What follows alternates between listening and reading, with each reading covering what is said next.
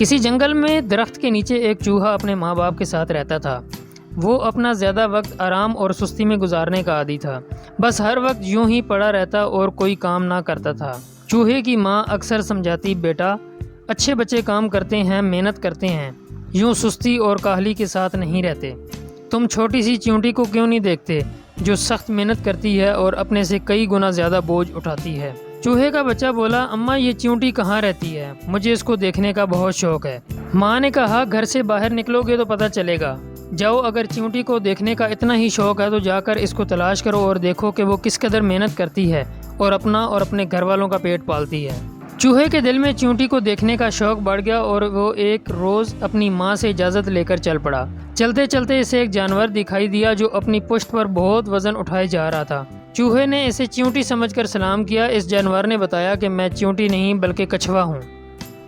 چوہا آگے بڑھا، کچھ دور جا کر وہ ایک جانور کو دیکھ کر کہنے لگا، بھائی چیونٹی سلام۔ اس جانور نے جواب دیا کہ میں تمہیں چیونٹی نظر آتا ہوں، میں خرگوش ہوں۔ چوہا وہاں سے بھاگا، آگے پہنچا تو ہاتھی کو چیونٹی سمجھ کر سلام کیا۔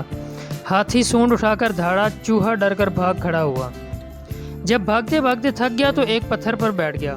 اتنے میں اس نے قریب سے ایک آواز سنی، بھائی ذرا احتیاط سے، یہ ہمارا راستہ ہے۔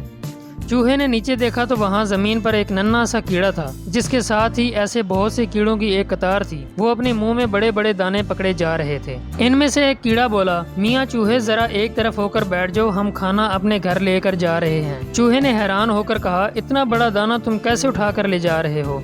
کیڑے نے جواب دیا، ہم چھوٹے ضرور ہیں مگر اپنا ہر کام ہمت اور حوصلے سے کرتے ہیں اور مل جل کر کرتے ہیں۔ ہم سردیاں آنے سے پہلے ہی اپنے لیے خوراک کا بندوبست کر لیتے ہیں۔ ہم میں بڑا اتفاق اور اتحاد ہے، اس چیز میں بڑی دولت ہے۔ چوہے نے ایک ننھے سے کیڑے سے یہ باتیں سنی تو بہت حیران ہوا اور کہنے لگا، مگر تم لوگ کون ہو؟ ایک ننھے سے کیڑے نے آگے بڑھ کر جواب دیا، ہمیں چیونٹی کہتے ہیں۔ چوہا بہت خوش ہوا اور بولا، بھائی چیونٹی، واقعی تمہارے بارے میں جو کچھ سنا تھا تم ویسی ہی نکلی۔ تم لوگ اپنا کام بڑی محنت، لگن اور منظم ہو کر کرتی ہو۔ چوہا اپنے گھر واپس پہنچا اور اپنی ماں سے وعدہ کیا کہ آئندہ چیونٹی کی نصیحت پر عمل کروں گا۔ میری سٹوری میں ایک چھوٹا سا سبق ہوتا ہے اور اس سٹوری میں یہی سبق ہے کہ یہ جانور اگر محنت کر سکتے ہیں، اللہ پاک نے ان کو پیدا کیا ہے، تو ہم کیوں نہیں کر سکتے؟ جو لوگ محنت کرتے ہیں اللہ تعالیٰ انہیں کامیاب کرتا ہے، اور جو لوگ سست روی کا شکار رہتے ہیں وہ ہمیشہ ناکام اور پیچھے رہتے ہیں۔ امید کرتا ہوں آپ کو میری یہ سٹوری بھی بہت پسند آئی ہوگی۔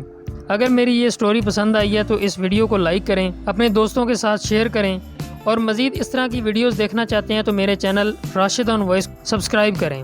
ملتے ہیں ایک نئی انٹرسٹنگ سٹوری کے ساتھ، تب تک کے لیے اللہ حافظ۔